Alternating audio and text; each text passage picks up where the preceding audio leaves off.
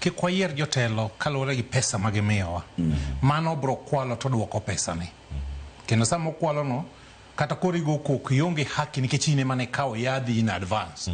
Yath mano nego terni osiptal ni sekawo, barabara ni sekawo, basari ni sekawo chuth. E yor jamna. E yor jamna.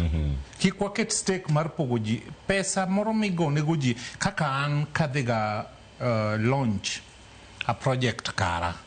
Ka an gi gimoro amiyoga joga transport back. Nikech an gi polling stations 80 mokanya dhi e pile. To an gi allowance ma parliament mia. Msara machamo sani. Bede anana nyakoro tuma mano da kuruba cha. Ka jopiny no komiya no kanyal chamo. Koro mondi bed ng'ama ber, ikawe moko idwoko nego jopiny erokamano. Bae konyogi harambegi, konyogi. Kaka ning'eni dala na hapa ni ing'eyo ni Kenya mangima nyocha bedo voted ni ane ng'ama neno ji mang'eny dala. Nikech an ing'e nadak dala. Ayawo rangach, ji biro, aneno gi gidok. Kawo pesa mang'eny mwaketo ni jatelo man gi pesa mang'eny ema nyaka yier. Ok obitieko corruption to services mabeyo be ok wabi yudo. Wayieruru ng'ato ka nitiere tich moro matin manosemiye otiye maber koro wachore uru malo.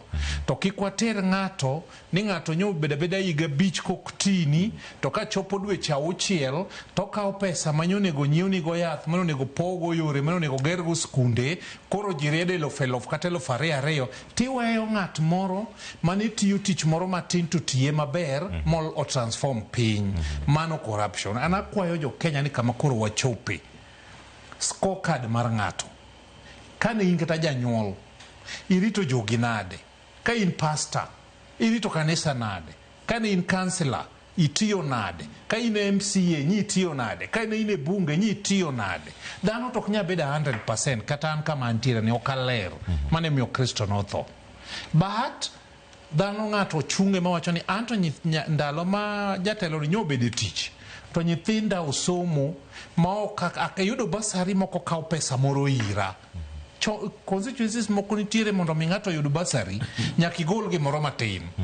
Mano gimarach. Manyiso ni golo gimoro matin chako kobi mane od bura ka kende. Ochako nyaka jok madware piny. Nyaka jok madware piny kuchiro ni ng'ato kapok ogolo basari yudo form mar basari igolo 2,000 igolo 5,000 mano rach. Pesa ma watiyogo kaka wajumbe en pesa jopiny, en ushuru ma ine misolo. To ime nisetiyo part ni iyiero jatelo, koro jatelo nego tine jopiny. Kileopade wanyalo yudo jotelo mag nigi integrity, man gi track record.